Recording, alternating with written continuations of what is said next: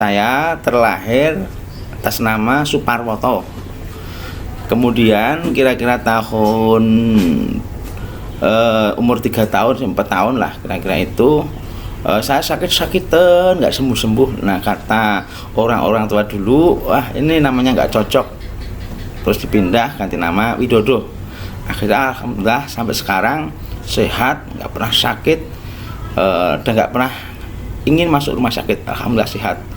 Terus tahun 2012 saya berkesempatan diundang di saudara-saudara saya pengrajin ulos di daerah Samosir, Danau Toba untuk mengajarkan membuat emas biru, yaitu indigo pasta dari daun salaon atau daun indigo, karena nama daerah sana, nama lokalnya salaon, nama kita Jawa Tom.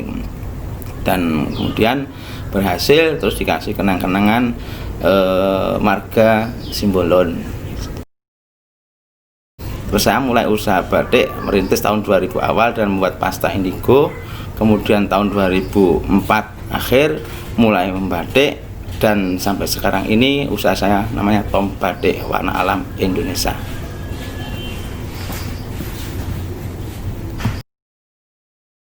Ya, mula-mulanya sebelum saya sampai hari ini seperti ini, awalnya kita memang eksperimen mencoba pembuatan indigo pasta, memanfaatkan tumbuhan-tumbuhan daun tom, nama Jawanya, yang banyak tumbuh di sekitar kita, khususnya di jalan Dandeles sampai ke arah Bandara Baru Kulon Progo yang mau dibangun ini. Awal tahun 2000 saya mencoba itu, dan sampai dengan tahun 2003 itu kita menemukan pasta yang saya anggap bagus. Kemudian kita tawarkan ke Jogja, banyak orang yang minat dan membeli, dan akhirnya berlanjut. Kemudian kita budidayakan sendiri di lahan kita, kebun kita, di sawah kita sampai sekarang ini. Awalnya itu kita bereksperimen mencoba membuat pewarna biru yang terbuat dari daun tom atau indigo.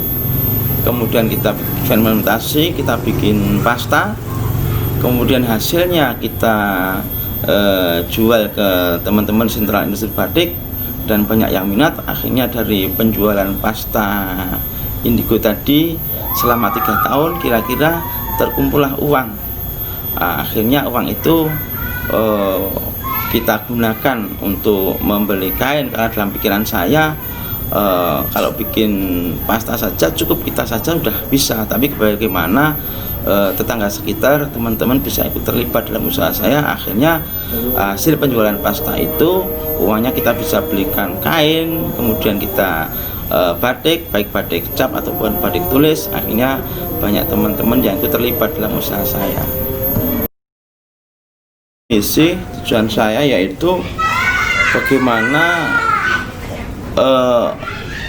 warisan budaya nenek moyang kita yang dulu sudah memang dikerjakan oleh pendahulu-pendahulu kita itu, yang kemudian bergeser warna sintetis, kemudian proses pengerjaan warna sintetis yang benar-benar tidak dikelola dengan baik, proses limbahnya itu akhirnya menimbulkan masalah pencemaran lingkungan. Akhirnya dari situ bagaimana supaya kita membuat suatu produk, khususnya produk batik yang ramah lingkungan dengan warna alami, dan sumber daya alamnya sudah melimpah ada di sekitar kita. Kalau kita sudah ada, disediakan oleh Tuhan, kenapa tidak kita manfaatkan? Dan alhamdulillah di era sekarang ini banyak teman-teman yang sudah memang sadar akan lingkungan. Kenapa? Terbukti anak-anak muda sekarang tidak ngetren kalau tidak pakai warna indigo, tidak ngetren kalau nggak pakai batik indigo, seperti itu.